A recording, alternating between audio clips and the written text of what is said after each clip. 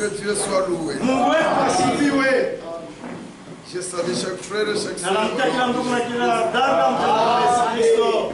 Je crois que nous sommes dans la Ni joie. kwamba katika furaha. David disait, Daudi alikuwa anasema quand l'heure d'aller au temple est arrivée, wakati saa kwenda kwa hekalu alikuwa ses anafika, serviteurs venaient lui dire, watumishi wake walikuwa wanakwenda kumwambia, mwanangu, il est temps d'aller dans la wakati maison. nenea kwenda kunyumba Il a Bwana. abandonné tout ce qu'il Na alikuwa faisait. naacha vyote alikuwa anafanya, na alikuwa anasimama, na alikuwa anasema niwe katika furaha. Wakanielezea kwamba ni wakati wa kwenda kunyumba wa milele. Venir dans sa présence Sasa kuja mwepo wake, et rentrer tel que tu étais. hawezi kuja mwepo wake na kuja kwa mwepo ya hapana ndugu hapana dada. Dans sa présence, Mwepo il y wake a toujours l'intérêt. unakalata mpaka faida.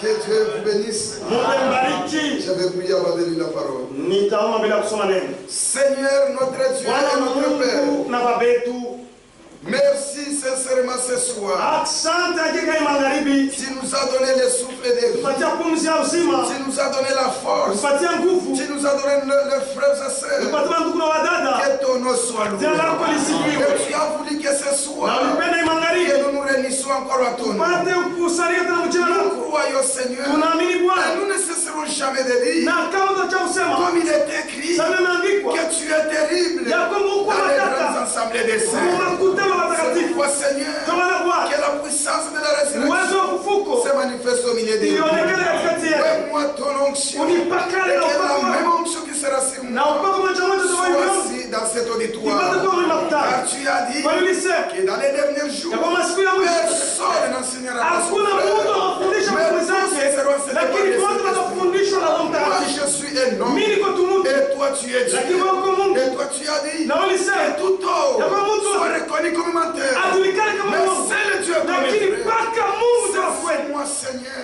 Na hakika Bwana, C'est nishike comme un instrument entre tes mains. saa chombo mikononi Je mwako, m'abandonne entre tes mains. chaachilia mikononi Bénis mwako. chaque frère. Bariki kila ndugu, Bénis chaque sœur. bariki kila dada, Bénis ton serviteur. bariki mtumishi Que wako, tu as établi dans ce lieu. ulioliweka pa Bénis hifadhi, tous ceux qui travaillent avec bariki lui. wote niliowatumika naye. Souviens-toi des Seigneurs. Mungu wakumbuke Bwana, Exauce leurs prières et najimaombea leurs désirs. na mapenzi Oh yako Seigneur, Bwana. nous nous Asante. abandonnons tous entre tes mains. Shema Et tunaenda nous chini te mkono prions wako ainsi. na tunakuomba Au nom hivi de Jésus kwa Yesu Christ. Kristo. Amen. Amen. Nous pouvons tenir debout. Hawezi kusimama mwili. Nous lisons toujours les Chrétiens du jour. Tunasoma mpaka andiko kila siku. Je dans Hébreux chapitre 10, verset 26. Mpaka Waebrania sura ya 10 shairi 26. Car si nous péchons volontairement après avoir reçu la connaissance de la vérité, Kwani kama tunatenda dhambi kwa kipendaro kisha kupokea ufahamu ya il ukweli, ne reste plus de sacrifice hatubakie pour tena les péchés. sadaka juu ya dhambi. Nous pouvons asseoir. Tunaweza kuikala.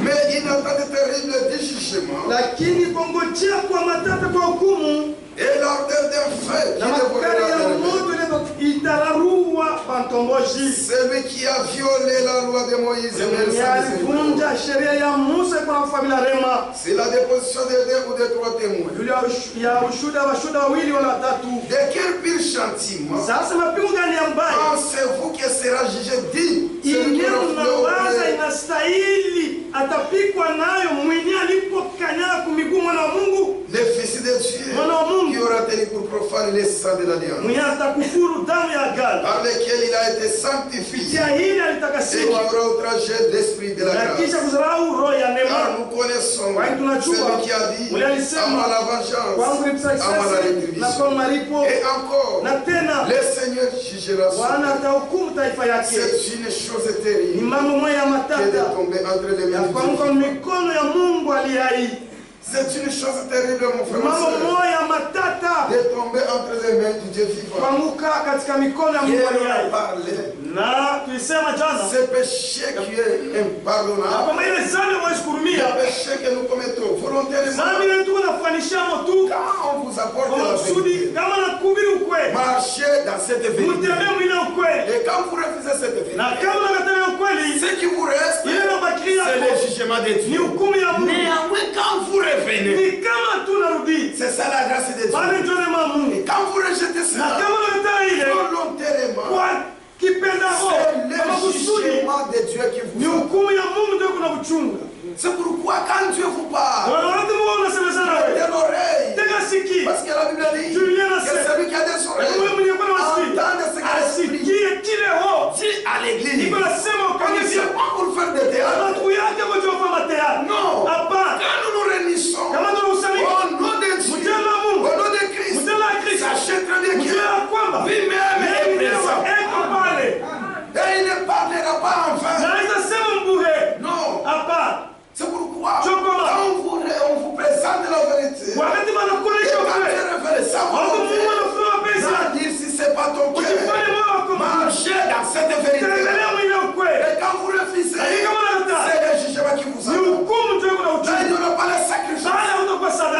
dans l'Ancien Testament. Et même quand Jésus lui était venu, lui qui était la vérité, il s'est présenté devant les Sadducéens, les pharisiens. Il a présenté la vérité. Parce qu'il mettait la vérité. Et qu'est-ce qu'il faisait? Il prêchait l'évangile pour faire sortir le peuple dans le judaïsme. Ils étaient enseignés que le Messie vient. Oh, quand il est venu, ils n'ont pas vu ça. Le royaume de Dieu était devant eux. Ils ont rejeté ça. Ils l'ont traité comme Belzéboul, prince des démons.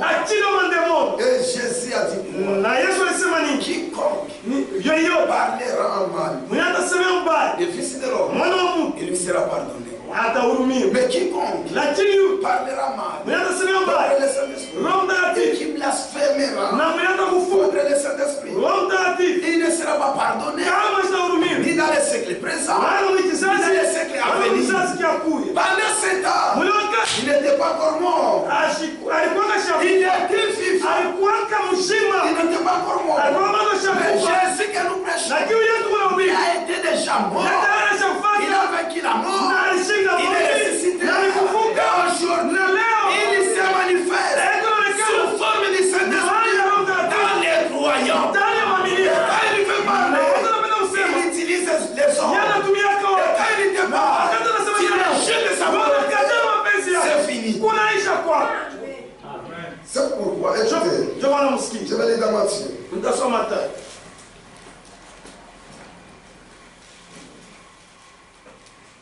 Il était devant les pharisiens. Les gens qui connaissaient la parole. Comme nous connaissons aujourd'hui la parole. Comme aujourd'hui nous prêchons le message. Frère, ne vous attendez pas seulement de croire, je crois le message, je crois le message. Sans l'obéissance à ce message, c'est une vanité. Écoutez, dans Matthieu 12, verset 23.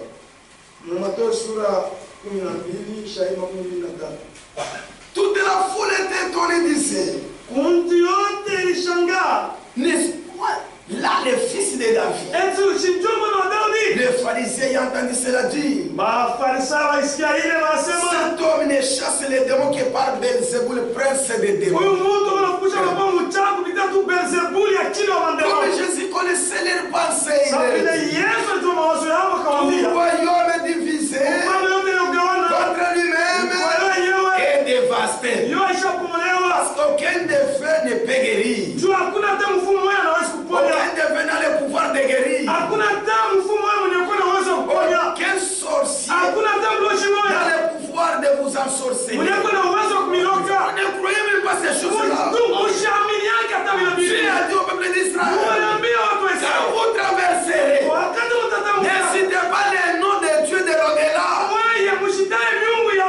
Parce que vous m'appartenez tout entier. Celui qui est en Christ, sa vie est cachée. Même si on se déshabille, ça sera nul et sans effet. Ça sera nul et sans effet. Aucun ne peut le payer. La guérison divine, c'est Dieu seul qui guérit. Même aucun prédicateur dans le pouvoir de guérir. C'est lui qui guérit. C'est Jésus qui est ressuscité. C'est pourquoi il a dit, le royaume divisé contre lui-même. Royaume divisé contre lui-même est dévasté. Et toute fille ou maison divisée contre lui-même ne peut subsister. Si Satan chasse Satan, il est divisé contre lui-même. Oh, toutes les maladies, ce sont les démons. Même les maux de tête, c'est les démons. Même les maux des dents, c'est les démons. Ces démons-là, c'est Satan. Mais si tu vois les racines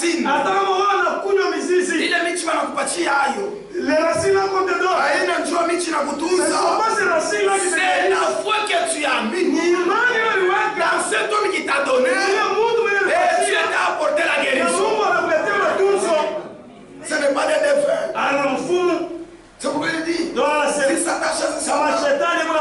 Il est divisé. Il est sauvé. Il est sauvé. Au verset 30. Celui qui n'est pas avec moi est contre moi. Et celui qui n'ensemble pas avec moi, c'est pourquoi je vous dis, tout péché, tout blasphème sera pardonné aux hommes. Mais les blasphèmes contre l'esprit ne sera point pardonné. Quiconque parlera contre le Fils de l'homme, il lui sera pardonné. Mais quiconque parlera contre le Saint-Esprit, il ne lui sera pardonné ni dans ce siècle, ni dans le siècle à venir. Dans l'Ancien Testament, Dieu du ciel s'est révélé sous forme de colonne de feu. Moïse l'a vu dans l'histoire d'Adam. Et Dieu a parlé que je suis le Dieu d'Abraham, le Dieu d'Isaac et le Dieu de Jacob. Il n'a jamais été, il a toujours été présent. Il s'est révélé dans la colonne de feu. C'est même Dieu là. Il a descendu. Il a pris le corps humain. Il s'est révélé. Il a habité dans un corps. Et ce corps a porté un nom qui est au-dessus de tous les noms. C'est le nom de Jésus-Christ. Frère, c'est un nom. C'est un nom terrible. Le nom de Branham n'a pas la force. Le nom de Franck n'a pas la force. Le nom de Paul n'a pas la force. Mais le nom de Jésus-Christ, quand vous le prononcez, frère, aucun démon ne peut résister. Il a porté ce corps. Il s'est réveillé. Il faut pourquoi? Pour que l'homme qui était perdu soit sauvé. Dieu du ciel s'est caché dans ce corps. Il marchait dans ce corps pour sauver l'humanité. Et c'est même Dieu là. Il est mort en tant qu'homme. Abandonné. Tu as abandonné même ce corps. Jésus est mort à la croix. Abandonné de Dieu lui-même. De toute la nature. Mon Dieu, pourquoi tu m'as abandonné? Il a été abandonné. Et c'est Dieu là. Quand il a été abandonné, il est mort. Il est mort. Frère, que personne ne peut comparer cette mort. Et quand il est ressuscité, il est parti. Aujourd'hui, le même Jésus s'est révélé aujourd'hui dans son église sous forme du Saint-Esprit. Et même ce soir, c'est lui que nous prêchons. C'est Jésus qui était mort, qui est ressuscité et qui est au milieu de nous. Et c'est lui l'autel de l'église. C'est pourquoi Nicolas a exprimé cela au nom de tout son groupe. Il a dit que nous savons que tu es docteur. Venez de Dieu. Car personne ne peut faire ces miracles si Dieu n'est pas avec nous. Nous savons cela. Mais tous ces groupes-là, c'est des incrédules. Ils ont refusé de croire. Dieu ne manque pas les témoins. Même quand nous prêchons, au milieu de vous, il y a les témoins. Il y a les élus. Nicodème dans ce groupe, il a obéi à la voix de Dieu. Parce que la loi ne pouvait pas nous amener à la perfection. Dans l'ancien temps, qui a péché, il a mené un sacrifice. Je pense que c'est un animal. Hébreux chapitre 7.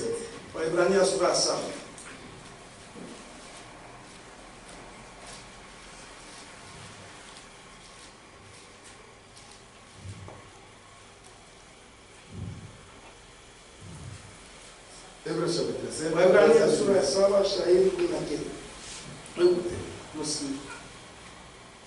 Car la loi n'a rien mené à la perfection. L'introduction d'une meilleure espérance. Par laquelle nous nous approchons de Dieu. Comme cela n'a pas eu lieu sincèrement. Car tandis que les Lévites sont devenus sacrificateurs sincèrement. Jésus n'est devenu avec serment par celui qui lui a dit. Le Seigneur a juré. Il ne se répandira pas. Tu es sacrificateur pour toujours. Selon l'ordre de Melchisedec. Jésus est par cela. Même les garanties d'alliance plus excellentes. De plus. Il y a eu des sacrificateurs en grand nombre. Parce que l'amour les empêchait d'être permanents. Mais lui, c'est lui. Jésus. Mais lui, parce qu'il demeure éternellement, possède un sacerdoce qui n'est pas transmissible. Ah, c'est aussi pour cela qu'il peut sauver parfaitement ceux qui s'approchent de Dieu par lui, étant toujours vivant pour intercéder à leur faveur. Dans l'Ancien Testament, on amenait l'animal. Quelqu'un pêche. Il prend un agneau. Il est au sacrificateur. J'ai péché. Il y met la main. C'est ce sacrifice-là. On égorge les sacs qui est en train de répandre là. Le péché regarde et il dit, c'était moi, c'était ma mort. Mais l'agneau a pris ma place. Mais la conscience reste toujours. Il rentre. Il met la main. Il fait encore, il amène encore. Et les sacrificateurs étaient nombreux. Parce que la mort les empêchait d'être vivants tous les jours. Cette loi-là ne pouvait pas les amener à la perfection. Mais celui-ci, lui, il est plus qu'un sacrificateur. Lui, sa mort, il ne t'a pas sauvé. Apoko et Léo. Akachunge zambi ingine. Le souvenir du péché. Mais sa mort, quand il t'a sauvé, il a pris tes péchés. Il a mis ça dans la main de l'oubli.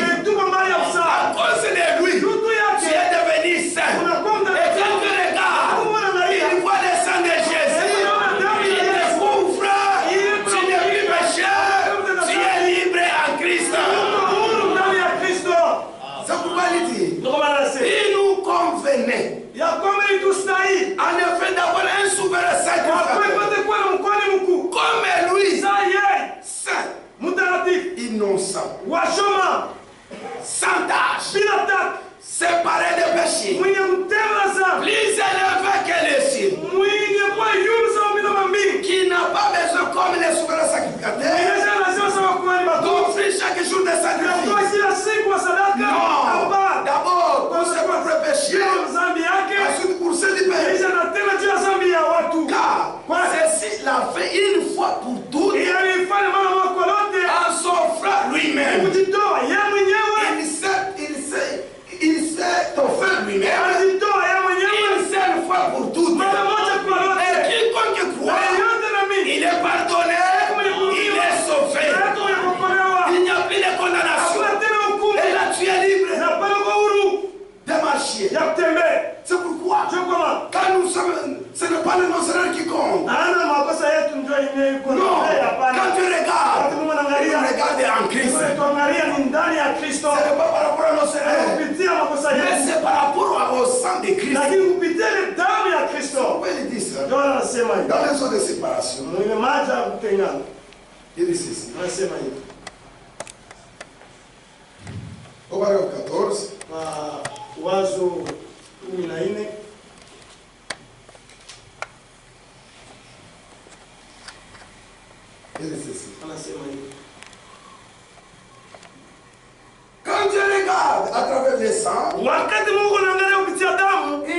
voit plus comme un pécheur.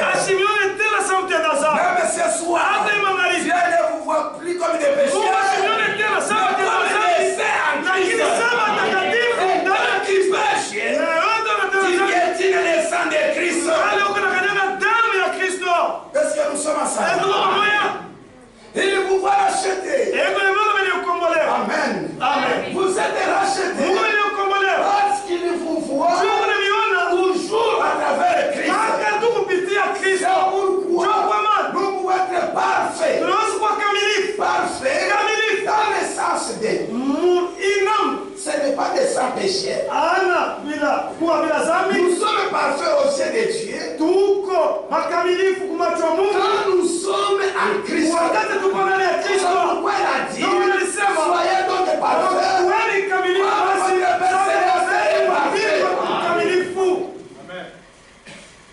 C'est pourquoi Paul a dit. Il a expliqué la loi. Il possède une ombre de bienvenue. Et non l'exacte représentation des choses. Ne peut jamais amener l'assistance. Dieu regarde à travers les sangs de l'animal. Dieu regarde à travers les sangs de l'animal. Mais maintenant, il regarde à travers les sangs de son fils. La perfection vient par Jésus-Christ. Est-ce que nous sommes ensemble? Eh bien, je ne suis pas parfait à vos yeux. Il se peut que vous ne soyez pas parfait à mes yeux. Mais quand est-il au ciel de Dieu? Là où se situe la chose. Si vous êtes né de nouveau dans le corps de Christ, alors Dieu vous voit toujours aussi parfait. Comme Dieu lui-même, voyez Christ saint, ni ride, que ce soit. L'église de Dieu vivant, devant Dieu, vous êtes des parfums. Vous êtes des parfums. Vous avez le pouvoir, puisque le pouvoir de ce monde. Quand l'église s'est tuée debout, l'église part. Prenez garde. Qui parlait au monde des églises, tu ne sais pas celui qui est à côté de toi. Tu peux le voir dans les erreurs. Mais tu ne vois pas les erreurs. Tu peux les condamner. Tu peux les condamner.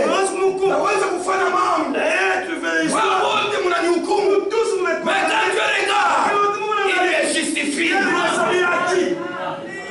C'est pourquoi Dieu nous regarde à travers le Seigneur. Et quand tu es en Christ, Satan ne fera rien. C'est pourquoi Jésus a dit, si cette roche, je bâtirai mon église. J'avais les portes de ce jour.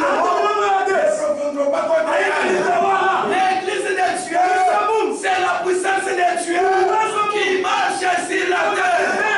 Alléluia. C'est pourquoi d'ailleurs les enfants de Dieu, il doit y avoir des signes naturels. Frère, à tous nos témoins de Jéhovah. Nous ne sommes pas les témoins de Jéhovah. Non. À part. À tous nos catholiques. Nous ne sommes pas dans l'église catholique. Là où l'air Saint-Esprit. Pas le nom de la foi. L'air Saint-Esprit. Nom de la foi. Pas les nôtres. Quand il vient agir. Tous lèvent les mains. Tous aiment Alléluia. Alléluia. Et tous lèvent les mains. Quand il suffit de prédication. Tous sont toujours. Mais les nôtres agissent d'une manière différente. Il y a celui qui saute là-bas. Il y a celui qui crie Alléluia. Il y a celui qui se tient debout. C'est ça l'agissance du Saint-Esprit. Mais comment on dit c'est encore tout voter? Si vous êtes ils sont des aspects. Il y a quelque chose qui ne va pas. Nous ne serons pas. D'abord vous-même d'abord. Vous êtes des signes naturels. Est-ce que vous croyez ça? Vous êtes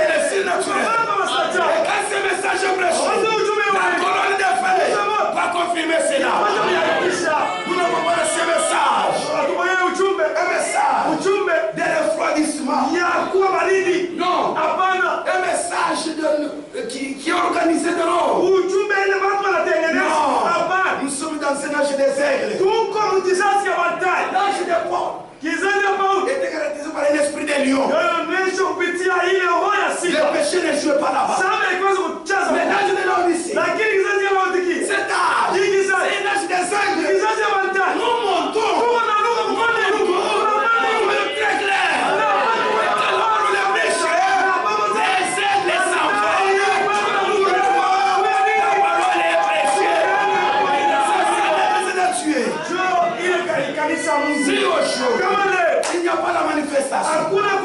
Pourquoi? Parce que l'église a perdu sa position. Vous savez ce qui met le diable en colère? Est-ce que vous savez ça? Ce qui met le diable en colère, c'est qu'un croyant, c'est qu'un l'église connaît sa position. Le diable se met en colère.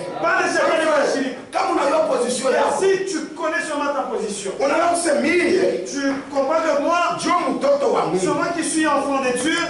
Tout ce qui se passe dans le monde, je suis un enfant de Dieu. Et quand tu connais cette position, même la souffrance ne peut te bouger. Même la mort ne peut te bouger. La tempête peut arriver. Il ne te bougera jamais. Comme ça me dit, un juste croise comme un palmier planté dans la maison de Dieu. Il prospère dans la vieillesse. Il produit encore des fruits. Et vous connaissez les palmiers. Je vais vous lire ça. Je pense que c'est dans...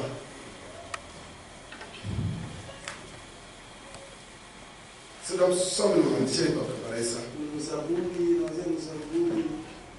Somme 90, si je ne me trompe pas.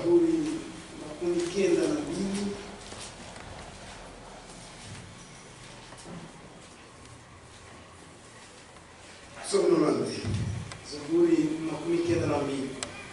Ok, c'est là. Et ceci. Les justes croissent comme les palmiers. Les justes croissent comme les palmiers. Ils s'élèvent comme les cendres du Liban. Écoutez bien. Plantés dans la maison de l'Éternel. Plantés où? Dans la maison de l'Éternel. Je vais expliquer ça. Plantés dans la maison de l'Éternel. Il prospère. Mais qu'on a endelea. John Philippe, noble frère. Mais qu'on a endelea. Il prospère. Il prospère. Dans les parvis de notre Dieu.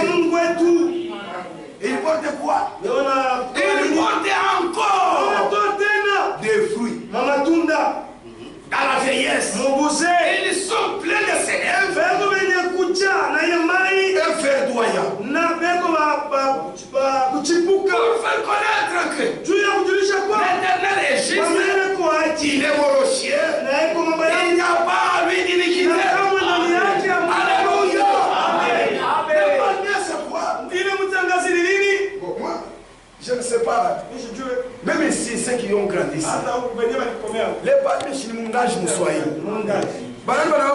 Ils connaissent le palmier. Ah, que Dieu vous bénisse. Quand Mungaj, le palmier, là il n'y a rien de mauvais. Même les racines a toujours eu de la. Ils sont toujours importants. Si elle est encore trop petite, le palmier est encore dans la chaise. Il y a des petits fruits. Quand il grandit, maintenant écoutez l'utilité des palmiers.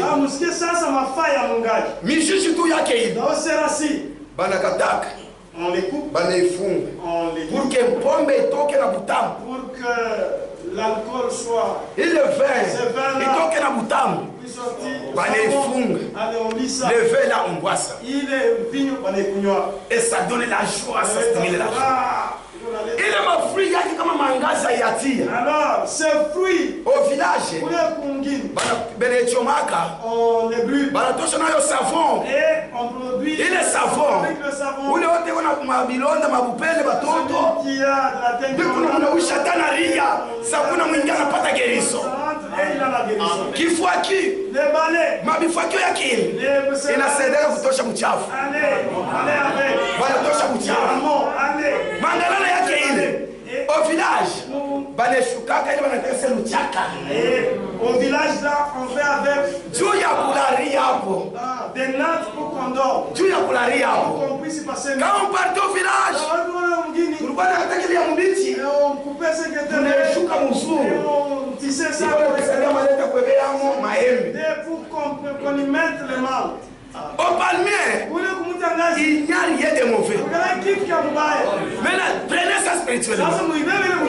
Et la Bible dit, un juste, il est comme un palmier planté dans la maison des dieux.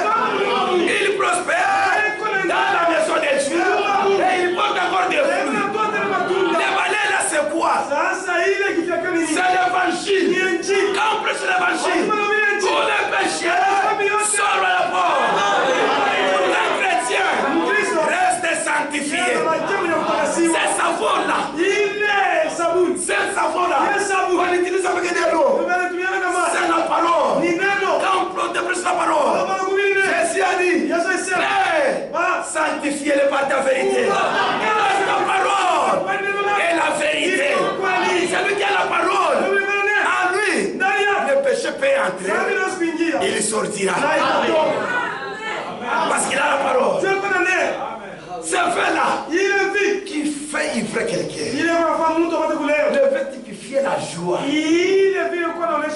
l'enseignement. Un chrétien né de nouveau, quand il reçoit la parole, il reçoit ça avec joie.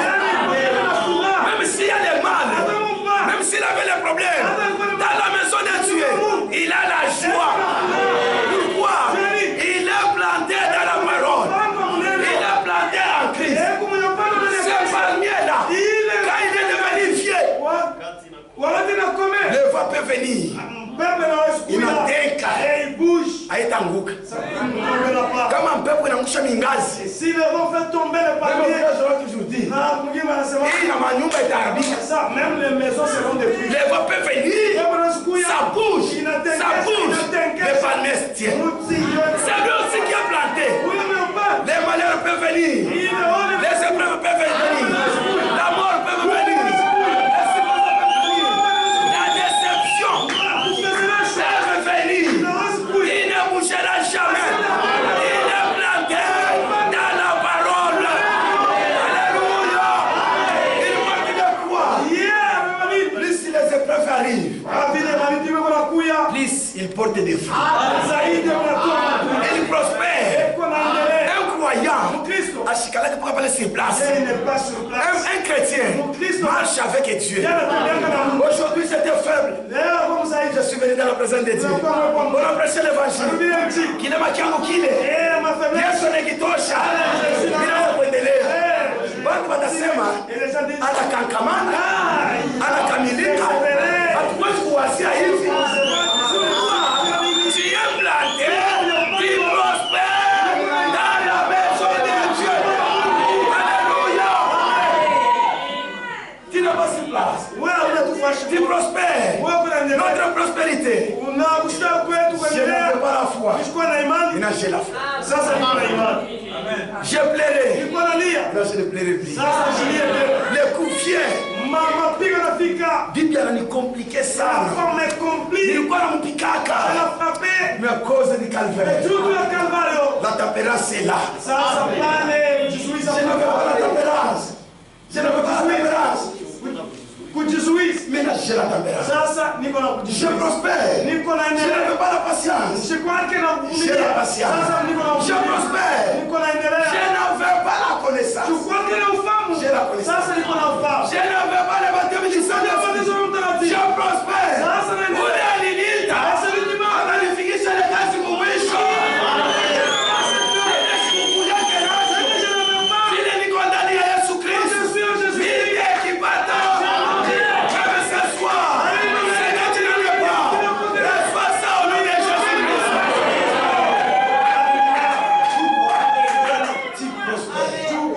Et le prophète continue de dire. Frère, nous avons besoin des chrétiens. Pas de main douce. Pas de main 10, main 12. Main 12 ni kilulu kila kitembea. Kile qu'on peut même y amailler. On le trouve à côté de l'eau. Mais des gens qui ont une colonne vertébrale. C'est vrai. Qui résiste. Oh, je ne veux pas dire ce qu'elle est avec des gens. Mais prendre position pour les droits que Dieu vous a donnés. Est-ce que vous comprenez bien la chose? J'ai besoin des chrétiens qui résistent. Résister à quoi? Je ne dis pas aux querelles. Mais prendre un droit. Prendre un droit à ce que Dieu nous a donné. Je résiste.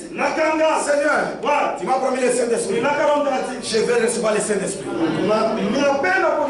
Tu m'as promis la guérison. Je vais recevoir la guérison. Frère, la délivrance, c'est une réalité. Ushitike Yesu mwenye ndani ya Mungu. Yesu mnasikia mzuri. Ushitike mwenye ndani ya frère. Ushitike mwenye ndani ya dada. Wewe itika mwenye ndani yao. Useme sawa Paul. Ce n'est plus moi. C'est Christ qui vit en moi.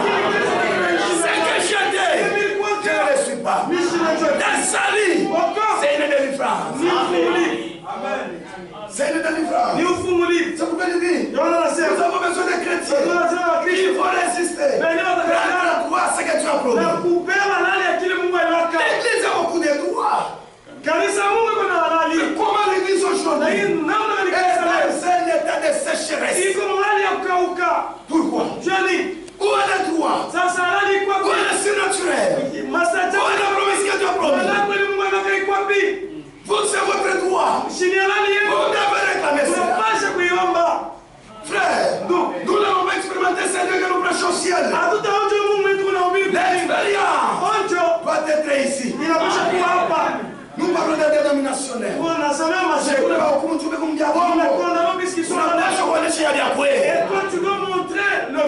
oui, s'il y a des faux, il y a aussi des vrais.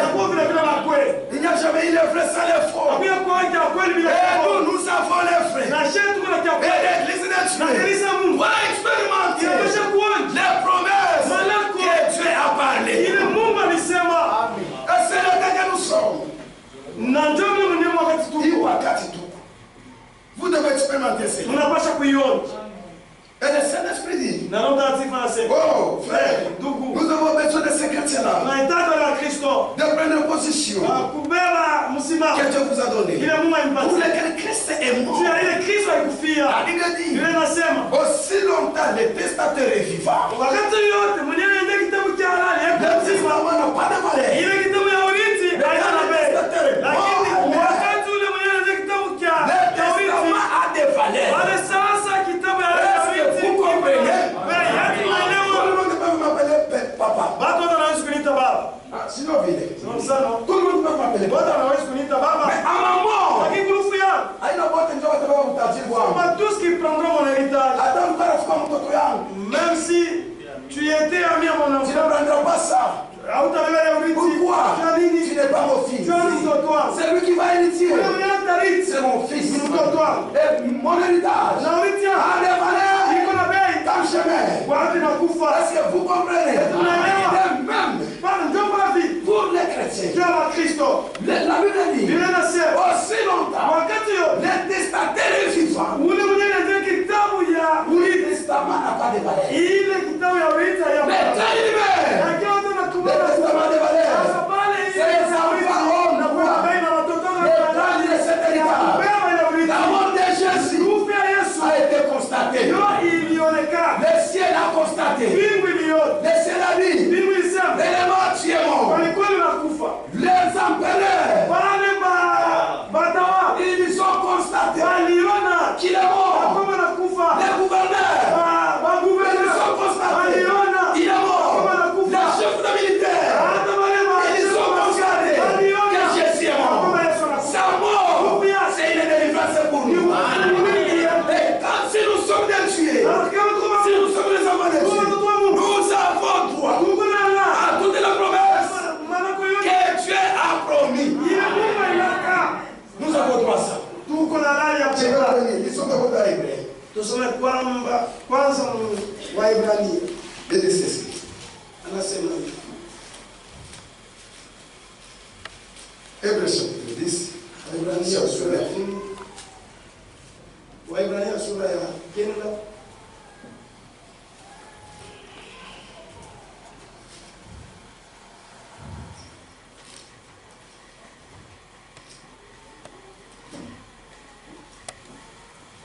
Chapitre 9. Verset 16. Car là où il y a un testament, il est nécessaire que la mort du testateur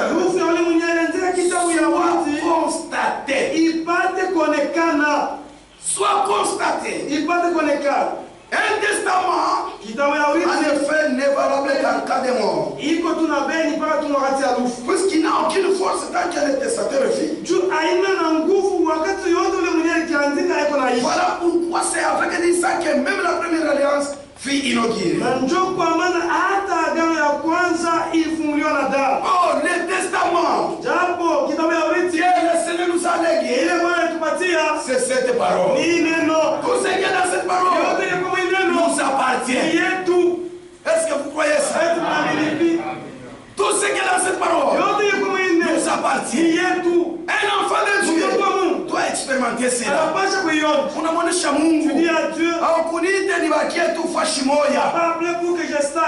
Kama nilipata neema kwa macho yako, si j'ai eu de la grâce devant toi, tembea na mimi, marche avec moi, uniachanishe.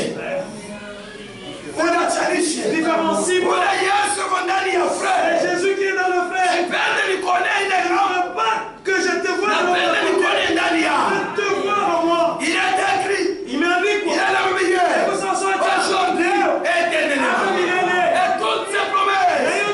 L'église de Dieu doit expérimenter cela. C'est pourquoi le Saint-Esprit dit, oh frère, certainement Christ est mort. Certainement. Pas se laisser marcher sur les pieds. On ne doit pas se laisser marcher sur les pieds. Non, non. Nous avons un héritage. Amen. Et notre héritage nous appartient. C'est votre droit de posséder tout ce que vous avez hérité. Mpaka wa Mungu ndio watasema kwa amen. Mpaka wale wanashikia. C'est votre droit. Dada, mariage ni Mungu alikupatia. Le mariage c'est Dieu qui hauna mpaka wa kuriaka kushikwa hapana. Tu ne dois pas pleurer. Maana iko ingine na kwa siku unaikataa. Tu dois les refuser. Le mariage c'est ton droit. C'est Dieu qui t'a donné ce mariage. Mais pourquoi tu plais? Comme si tu n'as pas un père. Nous ne sommes pas les orphelins. Nous avons un Dieu vivant. Et ce Dieu-là, il est au milieu de nous. Nos enfants doivent être heureux. Notre église doit être heureuse. Il m'a barrière ma nyumba unamfungia kumbele. Ni mwaya mekonechika. Vous avez le droit de parler à votre Dieu. Lote viko pale vitatoka. Que l'œuvre de Dieu se manifeste. Amen. C'est possible à celui qui croit. Amen. Vous doutez. Écoutez. C'est Dieu. Il a le pouvoir de créer, même ici, quelque chose de surnaturel qui peut vous dépasser. Amen. S'il a créé les trompes il a créé la matrice dans le ventre de Sarah.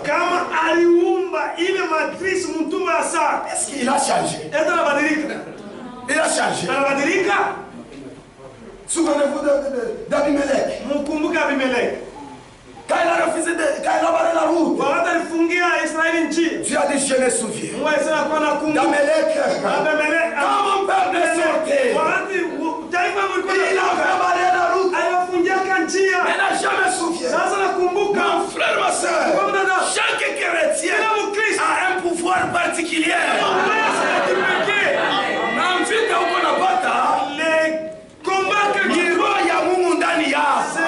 L'esprit de Dieu en toi.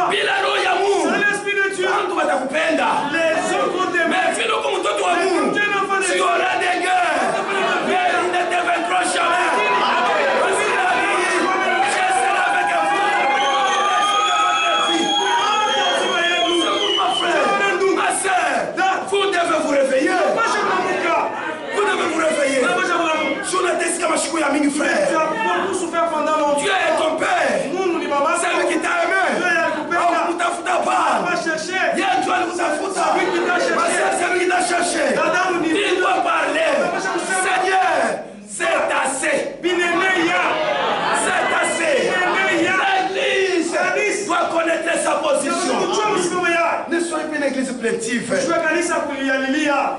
Soyez une église qui parle. Là-bas, chez nous, on n'avait pas la route. Quelqu'un qui avait la parcelle. Frère, ananichambula kwanza asubuhi tima ngari. Il m'avait insulté depuis le matin jusqu'au soir. Ananita au téléphone. M'a appelé. Pasteur, bana kuchambula kwanza asubuhi tima ngari. On t'a insulté du matin. Je dis c'est au nom de Jésus. Jésus a dit.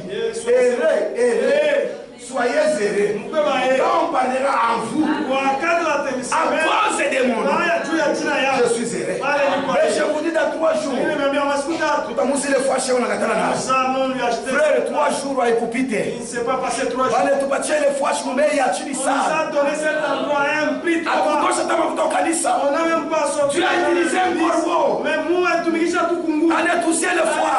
Rien n'est impossible à celui qui croit. Le mal aujourd'hui avec l'église. Le mal aujourd'hui avec l'église. Vous avez rapporté le miracle. Dans les temps anciens. Vous entendez ça? Quand Jésus viendra, le miracle, même ce soir, le miracle s'est fait. Le miracle s'est fait. C'est parce que vous ne savez pas votre position. Dieu est au milieu de vous. Il est comme un héros qui n'agit pas. Comme un étrange. Et pourtant il est au milieu de vous. La sécheresse. Écoutez ce que Jérémie dit. Jérémie dit ça. Je passe dans Jérémie 14.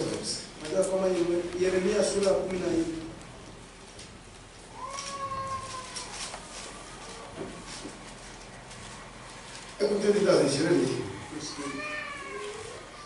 Verset. La parole de l'Éternel qui fait adresse à Jérémie par l'Éternel.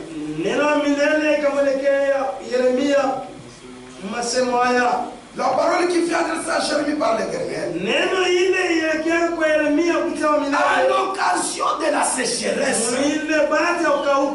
Juda est dans les gailles. Ses villes sont désolées.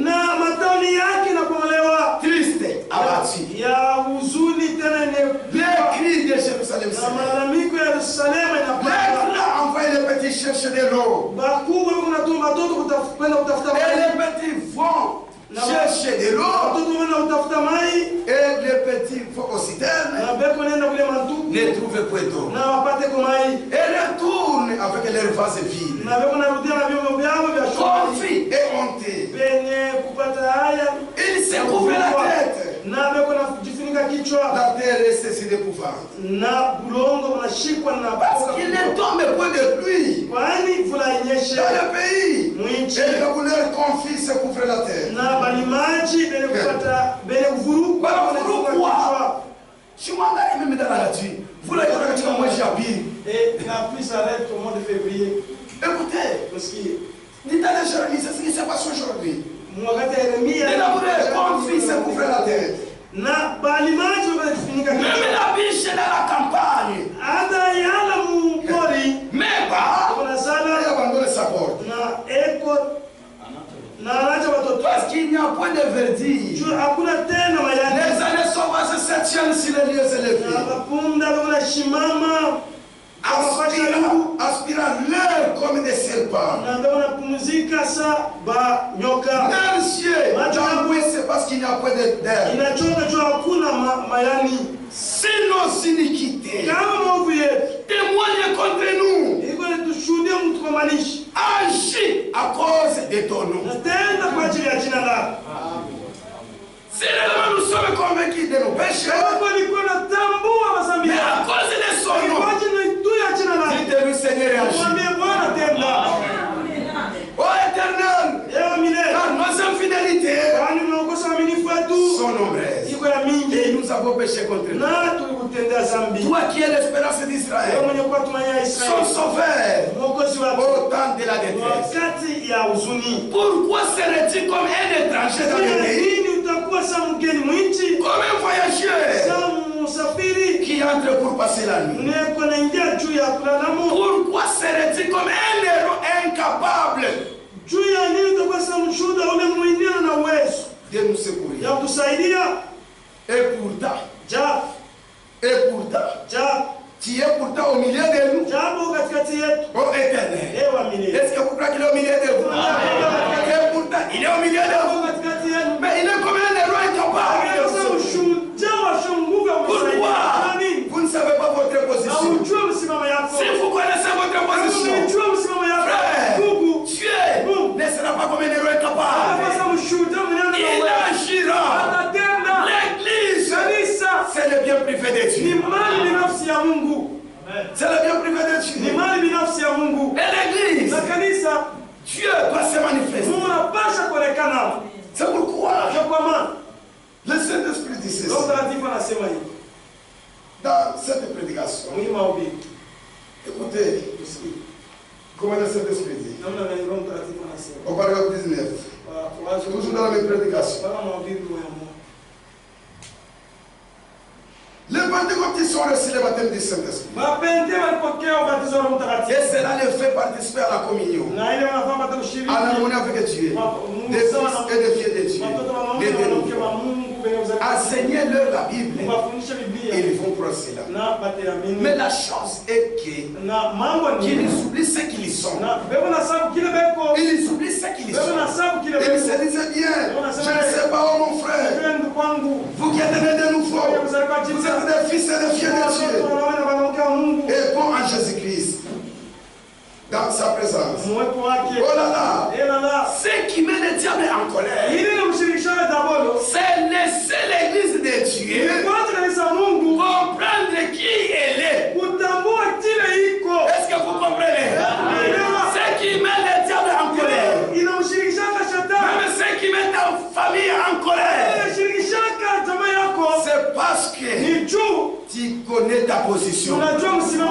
Si tu ne connais pas ta position, le monde va t'embrasser. Aujourd'hui, l'église est confondue. L'église est confondue. Pourquoi? Il y a des plaisanteries. Il y a des laisser aller. L'église a perdu sa position. Oh, ce qui met les diables en colère, c'est laisser l'église de Dieu comprendre ce qu'il est. Oh, toi, la grande église. La grande église vivante de Dieu vivant. Et toi qui es prêt à avoir embrassé la bénédiction du bord de la coupe.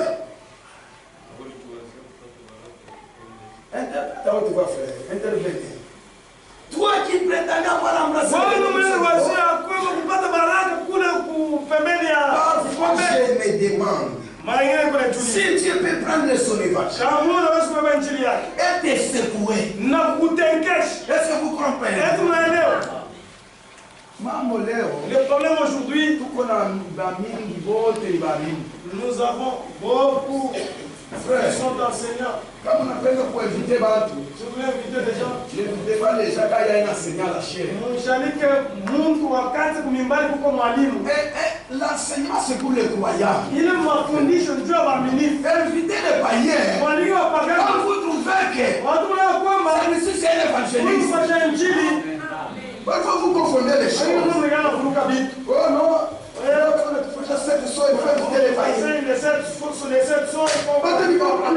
Comment ils vont comprendre? C'est le pas de nourriture. Nous comprenons. Parce que nous sommes déjà sauvés. Et c'est les salis qui nous fait comprendre. C'est pour aujourd'hui l'église. Tout le monde fait l'enseigner. Tout le monde sont des frères. Tout le monde se fait des mamans. N'abandonnez pas l'évangile. C'est l'évangile qui amène les païens à la croix. Premièrement, je vous amène l'évangile. L'évangile va te secouer. Pour connaître ta position. Que tu es un enfant de Dieu. Mais si tu crois que tu es un enfant de Dieu, Satan ne fera rien à ta vie. Il ne fera rien.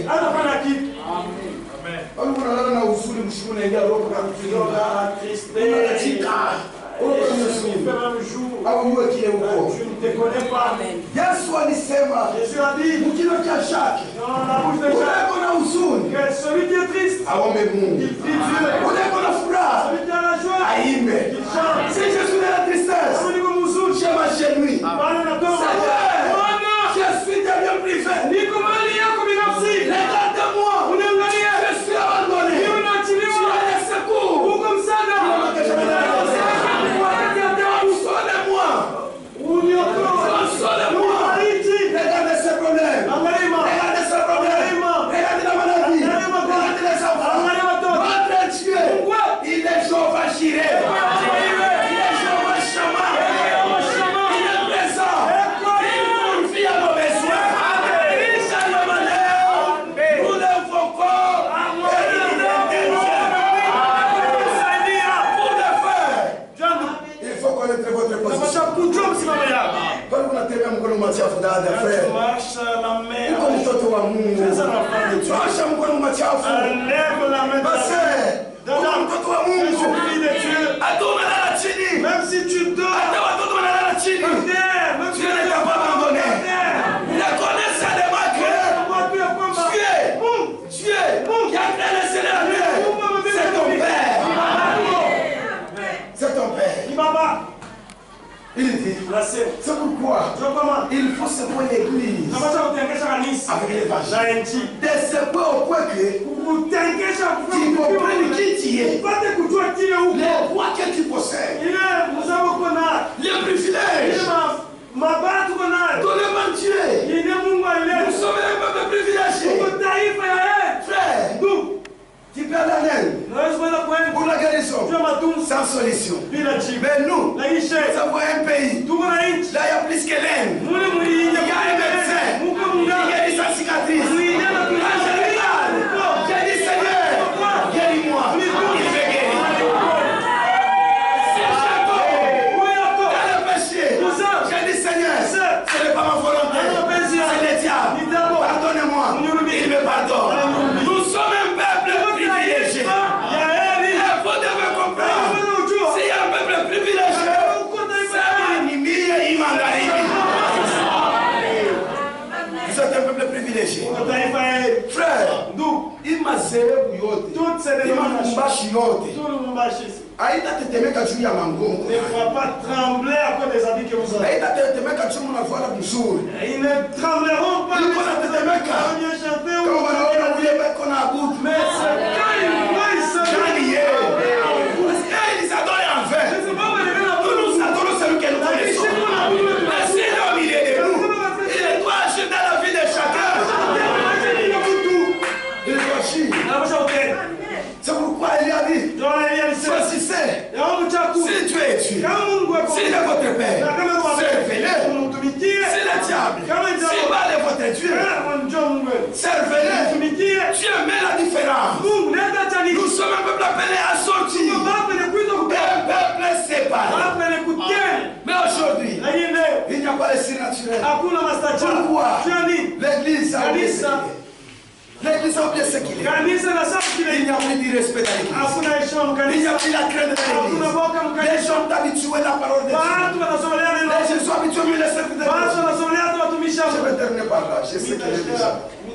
J'ai pas une minute pour terminer par là. Écoutez, dans la bouche de son serviteur, dans le lettre circulaire de 1989, et comment il parle de l'église. Dans ce temps comme jamais auparavant, nous trouvons un manque de respect parmi les gens. Cela se rapporte à tous les domaines. À tous les domaines. Comment on disait mon toto? Vous posez la Ta question. maman est où? Maman peut pas. Elle est à la toilette. Elle peut pas essayer. Mungu anatuma watoto wakuwe bahekima kwa masomo. Donc les enfants à l'école pour qu'ils soient sages. Plus ils étudient beaucoup, plus ils sont devenus des voyous. Beaucoup de ces polis, ce sont les intellectuels. Ni wale walifunga kwa université. Ils n'ont aucun respect. Il dit, dans tous les domaines, que ça soit devant les autorités, il n'y a plus de respect. Frère, celui qui a le Saint-Esprit, l'église qui craint Dieu, Kanisa ile kuna doit avoir du respect envers les autorités du pays. mbele ya baba mamlaka ya nchi. L'église là où Dieu règne Kanisa kuna Mungu doit anataka. avoir le respect envers les autorités du pays. Mbele ya baba Mais mamlaka. aujourd'hui, Lakini leo la politique dans les églises. siasa makanisa. Frère, Ndugu, si vous avez un ancien, kama uko na mzee, vous avez un ancien uko na mzee, qui s'éloigne de la voie de la politique aujourd'hui, ule mwenye mbali na siasa leo. soutenez-les. Mshikilie mpanda na mikono mbili. Vous êtes témoin dans la campagne. Muwe washuhuda kwa wakati Même les ya pasteurs qui se disent des messages, hata wachungaji wenye ils ujinga nous ont montré leur couleur. walionyesha rangi Il y a yao. des gens qui ont postulé. Huko washemaji wenyewe Il y walipostile. a des ministres qui ont Na postulé. huko mahubiri wenyewe Mais après walipostile. l'élection, Lakini kisha comme c'est un âge uchaguzi caractérisé de l'hypocrisie, kwa sababu vile Mungu nafiki wote wanaficha masala na Saint-Esprit. tous se sont Tutaliona mzuri. L'état d'aller au ciel est proche. Leo tuko na ndano. Frère, devant Dieu, il n'y a pas d'exception de personne. On a vu des pasteurs qui se lèvent devant la chair. Le candidat c'est tel. Et pour l'église, il faut être tel. L'église a déjà fait son vote. Depuis l'éternité, notre leadership, c'est Jésus-Christ. Il dit, devant l'État, il n'y a plus de respect. Devant Dieu et sa parole, il n'y a plus de respect. Devant les parents, il n'y a plus de respect. Il n'y en a pas. Jeune fille shikari koneshi. Atama shiba inakushimama pa maungu. Même si tu as des sœurs, Unasema français mzuri. parle un bon français. Mama yako atani illettré. Même si ta mère est Respectez-la. Amen. Aliteso unalima kingofu. Elle a souffert en cultivant. Tu wewe uyue français. Mais aujourd'hui, wewe unakuwa machozi mu nyumba yako. Toi, tu devais maintenant les Reviens Dieu. C'est Dieu de Dieu. Écoutez ce que Dieu te parle. Devant les parents, il n'y a plus de respect. Leo wa jeune fille bali bati swala pale. Aujourd'hui, toutes les jeunes filles, on les fait souffrir. Kama unaangalia kwa mtu sasa, hiyo ni l'éducation à Chipeni. Non, c'est l'éducation qu'elle ne veut pas. Pardonnez-moi, je vais tellement cette pensée. À l'égard d'un ministre, dans l'église, il n'y a plus de respect. Dans les écoles, il n'y a plus de respect. La Bible n'a pas de film. Job anakuwa impoli na wafuayu. Même kanisa wanakuwa kuimba. Comment Dieu va se manifester? Devant le ministre dans l'église. Ba ministre wanakuwa tsani bichezeshi. Les ministres sont devenus comme des jouets. Mais écoutez ce que le Saint-Esprit.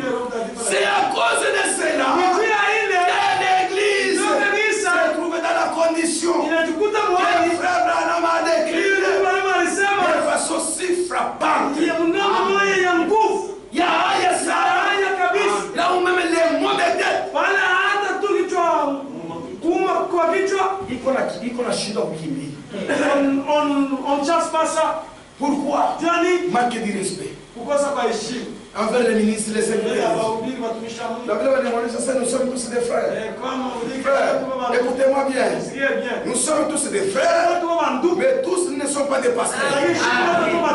Et non, nous ne sommes pas des frères. Manchina est notre frère. Manchina est notre pasteur. Moi je suis Gustave. Milambo. Moi je ne suis pas frère. Je suis frère. C'est par la révélation que Jésus a dit que vous tous vous êtes des frères. Il dit, est-ce qu'il n'a pas été exposé, développé et développé? Le fait qu'en réalité, nous devons renoncer à ce quoi nous avons droit pour que Dieu, lui, puisse arriver à obtenir ce qu'il a droit. Tunapasha kukatala kile kilikuwa kama halali yetu ili Mungu apate halali ndani ya kanisa. Est-ce que vous comprenez? Vous devez renoncer à cela pour que Dieu obtient ce qu'il a comme droit. Oh, il dit, voilà le manque de respect de Myriam et d'Aaron. n'est-il pas proprement parlé de manque de respect vis-à-vis de Dieu? Le manque de respect à la révolte des Corégatans et de tous ceux qui étaient sous leur influence. N'est-il pas un manque de respect et une révolte contre Dieu? Donc respecterons-nous l'ordre divin? Nous intégrerons-nous? Même des frères dans le ministère sont traités dans cet état d'une manière tellement dégradante. Ils vont traiter d'une façon dégradante. Que cela ne s'est jamais vu auparavant. Oh, les anciens même qui méritent de recevoir double honneur. Comme il est critique, sont aussi dégradés et considérés comme rien. Et ces gens qui font cela demandent encore où est donc l'église? Pour eux, rien n'est bon. Rien n'est juste. Et seuls sont justes. Frère me disait, c'est là même qui prétendent les réclamations, ce sont 9 fois sur 10. C'est avec lesquels ne joue rien. De telles personnes se fabriqueront toujours de nouvelles doctrines qui seront leur propre estimation, paraîtront juste à leurs yeux, et ils prêcheront ce que leurs oreilles aiment entendre. Est-ce que vous comprenez? Pourquoi aujourd'hui n'a pas laissé pourquoi aujourd'hui l'église est dans cet état? La crainte de Dieu. Mais Dieu qui a commencé, il achèvera. Ce soir, que chacun de nous lève devant Dieu. Et Dieu vous fera grâce. Ce soir, que le Seigneur Dieu vous bénisse.